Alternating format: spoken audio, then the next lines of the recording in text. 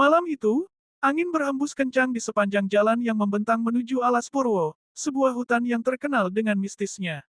Tiga sahabat, Riko, Juna, dan Tika, memutuskan untuk melakukan perjalanan yang tak biasa. Mereka baru saja selesai dengan petualangan menelusuri tempat-tempat angker di sekitar Jawa, dan kali ini, mereka memilih Alas Purwo sebagai tujuan berikutnya. Katanya, ada warung misterius di dalam sana.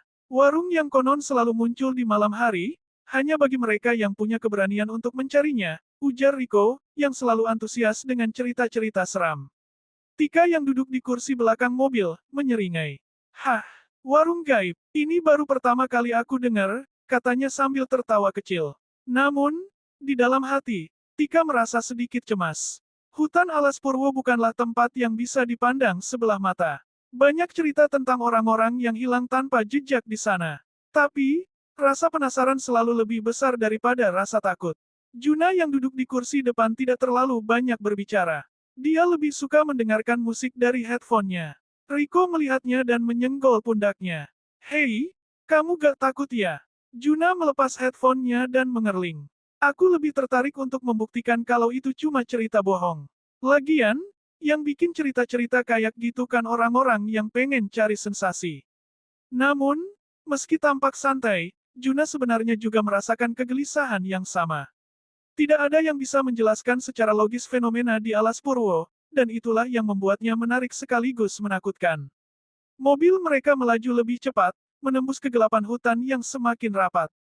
Pohon-pohon besar menghalangi cahaya bulan, menciptakan bayangan-bayangan menyeramkan di sepanjang jalan. Setelah berjam-jam berkendara, mereka tiba di gerbang hutan yang sangat gelap. Kita harus berjalan kaki dari sini, kata Riko, mengangkat senter kecil. Ayo, ikuti aku. Tika dan Juna saling bertukar pandang sebelum mengangguk. Mereka tahu, tak ada jalan mundur lagi. Mereka sudah terlanjur jauh. Langkah mereka semakin dalam menuju hutan yang semakin sunyi. Suara jangkrik dan binatang malam terdengar samar, tertutup oleh suara langkah kaki mereka yang dipenuhi rasa cemas. Juna masih terlihat santai, tetapi Tika dan Riko jelas-jelas terlihat tegang. Mereka berjalan lebih dari 1 jam, menyusuri jalan setapak yang sempit. Lalu, tiba-tiba saja, mereka melihat sebuah cahaya samar di antara pepohonan. Ini, apa itu? Bisik Tika, matanya membesar. Apakah itu, warung yang kita cari? Tanya Riko. Mereka berjalan mendekat, dan semakin jelaslah sebuah warung kecil yang berdiri dengan sendirinya di tengah hutan yang gelap. Warung itu tampak tua, dengan lampu minyak yang berkedip-kedip, seolah menunggu kedatangan mereka. Ketika mereka sampai di pintu, seorang pria tua yang mengenakan topi rimba menyambut mereka. Selamat datang, anak-anak muda. Duduklah, katanya dengan suara serak, mempersilakan mereka masuk. Tika, yang sejak awal merasa ragu, kini semakin merinding. Pak, di sini buka sampai malam begini. Tanyanya, berusaha terdengar santai. Pria tua itu tersenyum. Di Alas Purwo, waktu berjalan berbeda. Kami selalu ada, saat yang tepat untuk kalian temui. Mereka bertiga duduk di meja yang disediakan. Tanpa ada perasaan aneh, mereka mulai memesan makanan. Tika memilih nasi goreng, Riko memilih mie ayam, dan Juna memilih soto. Tika melihat sekitar, tapi tak ada orang lain yang terlihat. Loh, kenapa cuma ada kita bertiga, Pak? Tanya Tika lagi, mulai penasaran. Di sini, hanya mereka yang dipilih yang bisa datang. Tak ada yang lain, jawab pria tua itu dengan tenang. Namun, semakin lama berada di warung itu, rasa cemas Tika semakin memuncak. Ada yang aneh dengan tempat ini. Makanan yang mereka pesan datang begitu cepat, padahal mereka tahu tidak ada yang memasaknya di dapur. Riko mulai memakan mie ayamnya dengan lahap. Wah, rasanya enak banget. Makanan di sini bisa dibilang terbaik yang pernah aku coba, ujarnya dengan mulut penuh. Juna pun tak ketinggalan, mencicipi soto yang terasa begitu lezat, bahkan lebih enak dari yang pernah dia makan di restoran mewah sekalipun. Tika yang melihat mereka makan dengan lahap mulai merasa tidak nyaman. Aku gak bisa makan di sini, kata Tika dengan suara bergetar. Rasanya, kayak ada yang gak beres. Saat Tika berusaha menahan diri untuk tidak makan lebih banyak, dia melihat sesuatu yang aneh. Di cermin kecil di dinding, terlihat bayangan yang berbeda dari yang ada di hadapan mereka. Ada sosok yang melayang di sana, sosok yang memandang mereka dengan tatapan kosong. Tika menatap dengan ngeri dan segera menutup matanya. Apa itu? Bisik Tika, tubuhnya mulai menggigil. Riko yang semula sibuk makan, mendongak dan melihat cermin itu. Jangan bercanda, Tika. Mungkin itu cuma refleksi dari cahaya, jawabnya dengan gelisah. Tika tidak percaya dengan penjelasan itu. Bayangan di cermin semakin jelas, bergerak mendekat. Tika tak bisa lagi menahan rasa takutnya. Pak, ada apa dengan tempat ini? Kenapa hanya ada kita di sini? Kenapa bayangan itu muncul? Tika bertanya dengan suara gemetar. Pria tua itu hanya tersenyum lagi. Anak-anak muda yang datang ke sini, mereka akan mendapat satu pilihan. Pilihannya adalah untuk melanjutkan perjalanan hidup mereka, atau tetap di sini, di dunia ini yang berbeda. Tika merasa pusing, seakan-akan kata-kata pria itu menyusup dalam pikirannya. Juna dan Riko tampaknya tidak mendengar peringatan itu, mereka malah semakin lahap makanannya. Tika semakin cemas, dan semakin merasa ada yang tidak beres. Tiba-tiba, dia teringat akan cerita yang pernah didengarnya tentang warung gaib di Alas Purwo. Warung itu memang hanya muncul bagi mereka yang telah terpilih. Dan sekali masuk, tak mudah untuk keluar. Jika mereka tidak memilih dengan bijak, mereka akan terperangkap di dunia yang berbeda, dunia yang tak akan pernah mereka pahami. Riko, Juna, kita harus pergi dari sini. Teriak Tika dengan panik. Namun, saat dia berbalik, warung itu sudah menghilang, begitu saja. Tak ada lagi cahaya lampu minyak. Mereka berada di tengah kegelapan hutan yang sunyi, dan yang tersisa hanyalah suara langkah kaki mereka yang semakin terdengar aneh. Ketika mereka berbalik, warung itu benar-benar hilang, seolah-olah tak pernah ada. Mereka hanya berdiri di tengah kegelapan hutan, dengan udara yang terasa semakin dingin dan sesak. Tika berlari ke depan, memeriksa setiap sudut, berharap untuk menemukan tanda-tanda dari tempat yang baru saja mereka kunjungi. Tapi tidak ada yang ada selain pepohonan tinggi yang rapat dan gelap gulita. Apa yang terjadi? Tadi kita ada di warung, kan? Tanya Riko dengan suara kebingungan, tampak mulai panik. Juna, yang biasanya tenang, kali ini tampak gelisah. Tapi, itu gak mungkin. Kita gak bisa cuma tiba-tiba ada di sini. Warung itu benar-benar hilang. Tika merasakan rasa mual menyelusup ke perutnya. Aku merasa seperti, ada sesuatu yang aneh dengan waktu. Seperti kita terjebak. Riko mencoba menyemangati teman-temannya. Jangan terlalu panik. Mungkin kita cuma kelelahan, atau mungkin itu cuma ilusi. Namun, meski dia berusaha berbicara dengan tenang, ketakutannya tidak bisa disembunyikan. Hutan ini terasa semakin tidak ramah, dan mereka tahu mereka harus mencari jalan keluar secepat mungkin. Mereka berjalan menyusuri jalan setapak yang semakin suram. Tapi, semakin mereka berjalan, semakin aneh rasanya. Tidak ada suara burung atau binatang malam lagi. Hanya ada keheningan yang sangat mencekam, yang seakan-akan menyelimuti mereka. Tika merasa pandangannya semakin kabur. Dia hampir merasa seperti berjalan di tempat yang sama, meskipun mereka sudah berjalan berjam-jam. Aku gak tahu, kita udah berjalan kemana, katanya dengan suara hampir putus asa. Semua pohon ini, sama. Aku merasa kayak kita gak bergerak. Riko mencoba menenangkan. Kita pasti cuma terperangkap dalam ilusi. Mungkin kita cuma perlu fokus dan mencari petunjuk. Namun, mereka merasa seperti waktu berjalan sangat lambat, dan setiap langkah mereka terasa sia-sia.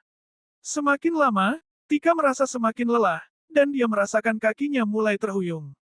Kegelapan seakan-akan semakin mendalam, dan semakin lama mereka berjalan, semakin mereka merasa seolah-olah sesuatu mengintai mereka di dalam bayang-bayang. Setelah berjam-jam berjalan tanpa tujuan jelas, ketiganya merasa putus asa. Mereka hanya bisa duduk di tanah, mengumpulkan sedikit tenaga yang tersisa. Kita gak bisa begini terus, kata Tika dengan suara lemah. Ada yang gak beres dengan tempat ini. Apa kita harus kembali ke warung itu? Tanya Juna, dengan keraguan jelas di wajahnya. Tapi bagaimana caranya? Warung itu menghilang. Tika menatap ke langit yang gelap, lalu menoleh ke Riko dan Juna. Aku rasa kita harus kembali ke tempat itu. Mungkin itu satu-satunya jalan keluar. Riko menggeleng. Tapi kalau itu jebakan, apa kita mau kembali ke sana, ke tempat yang membuat kita terperangkap seperti ini? Namun, Tika sudah tidak bisa berpaling lagi. Perasaan aneh yang mendalam mulai merasuki hatinya, dan dia merasa, dengan kekuatan yang tidak bisa dijelaskan, bahwa hanya ada satu cara untuk keluar dari hutan ini. Mereka harus kembali ke warung itu. Aku harus kembali ke sana, ujar Tika, kali ini dengan keyakinan. Aku rasa itu adalah pilihan terakhir kita. Riko dan Juna saling berpandangan. Mereka tahu Tika tidak akan berhenti sampai mereka mencoba, meskipun itu berisiko. Akhirnya, mereka pun mengangguk. Kalau itu yang kamu rasa, kita ikuti saja, kata Juna dengan suara pelan. Mereka berjalan kembali menuju tempat yang sama, meskipun mereka merasa seperti berputar-putar di dalam labirin yang tak terlihat ujungnya. Tak ada tanda-tanda warung, dan tak ada petunjuk apapun yang mengarah ke sana. Namun, semakin mereka berjalan, semakin terasa ada kehadiran yang tak terlihat mengelilingi mereka. Akhirnya, setelah berjam-jam yang terasa seperti seharian, mereka tiba di tempat yang sepertinya sama seperti sebelumnya. Tidak ada cahaya lampu minyak yang hangat, tidak ada suara dari dapur, hanya hutan gelap yang menyelimuti mereka. Dan kemudian, di tengah kegelapan, muncul sebuah bayangan. Itu pria tua yang sama, dengan topi rimba, berdiri di depan mereka tanpa suara. Selamat datang kembali, kata pria itu, suaranya penuh misteri. Kalian telah memilih untuk kembali. Apakah kalian yakin dengan pilihan kalian? Tika menggigit bibirnya. Kami tidak punya pilihan lain. Kami harus kembali ke warung ini. Pria itu tersenyum lebar. Begitulah, anak-anak muda, hanya mereka yang benar-benar memahami pilihan yang ada yang bisa kembali ke tempat ini. Dia melangkah mundur sedikit, dan dari balik bayangan, terdengar suara-suara aneh yang semakin jelas.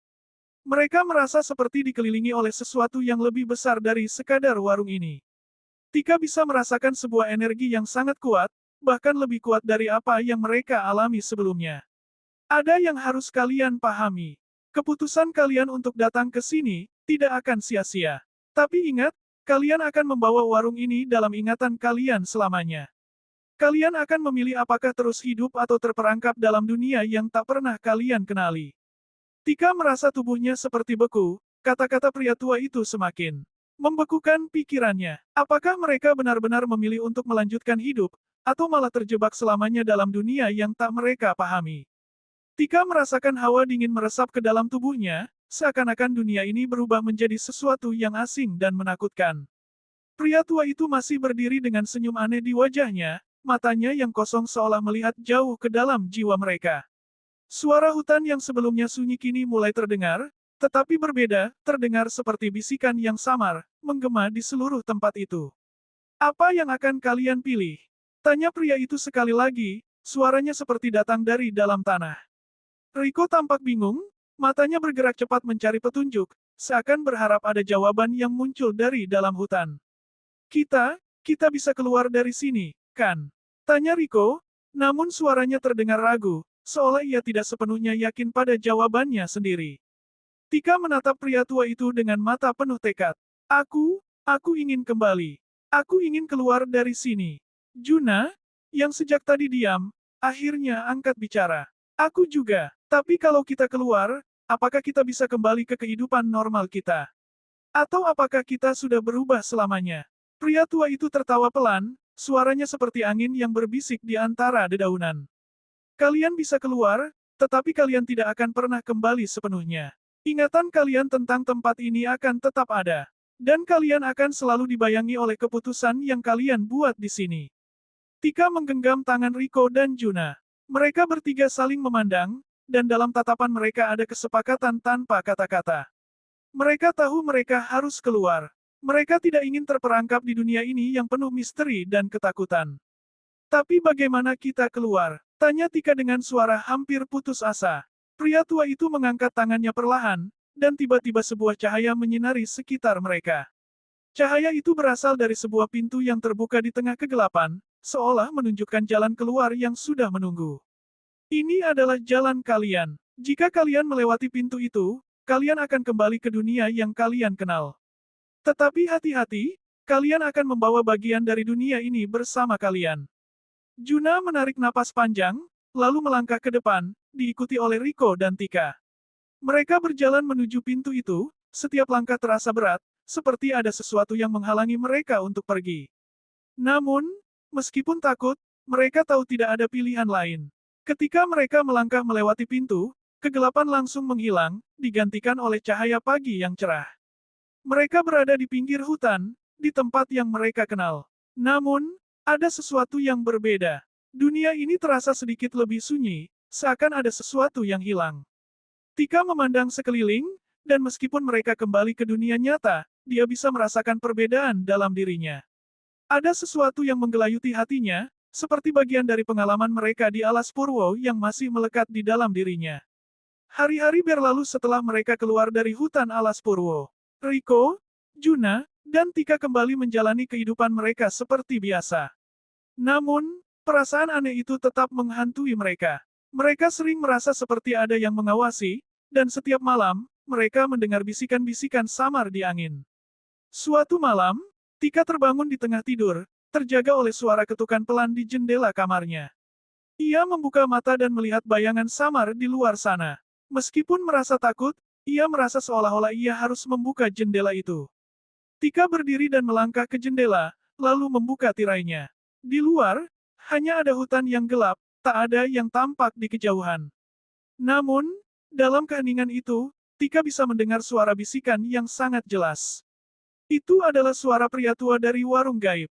Selamat datang. Kembali, suara itu terdengar lebih nyata dari sebelumnya. Tika merasa seluruh tubuhnya merinding. Ia tahu, meskipun mereka sudah keluar dari alas Purwo, bagian dari dunia itu tetap terikat pada mereka. Kenangan itu tidak akan pernah hilang, dan warung gaib itu selalu ada, menunggu orang-orang yang cukup berani untuk mengunjunginya lagi. Tika menutup jendela dengan cepat, dan menarik selimutnya rapat-rapat. Matanya yang terpejam, meskipun masih penuh kecemasan, berusaha untuk tidur. Namun, di dalam hatinya, ia tahu bahwa dunia ini dan dunia gaib itu tidak benar-benar terpisah. Beberapa bulan setelah kejadian itu, Riko dan Juna mulai merasakan perubahan yang lebih jelas dalam diri mereka. Mereka mulai lebih sering mendengar suara-suara aneh dan melihat bayangan yang tidak dapat dijelaskan. Mereka merasa seolah-olah dunia mereka tidak sepenuhnya nyata lagi. Suatu malam, mereka memutuskan untuk kembali ke alas Purwo, mencari jawaban atas semua yang terjadi. Namun, ketika mereka tiba di gerbang hutan itu, mereka menyadari bahwa mereka tidak bisa lagi menemukan jalan menuju warung gaib yang dulu mereka kunjungi. Itu sudah menghilang, begitu saja. Seperti sebuah misteri yang tidak pernah bisa dipecahkan. Tetapi satu hal yang pasti, warung itu tidak benar-benar hilang. Ia ada di dalam kenangan mereka, di dalam bayangan mereka, dan dalam setiap bisikan angin yang datang dari dalam hutan. Dan siapa tahu, mungkin suatu saat nanti, jika seseorang cukup berani untuk menantang kegelapan hutan itu, warung gaib alas Purwo akan kembali muncul, menunggu untuk menyambut mereka yang tak takut akan misteri yang tak terpecahkan.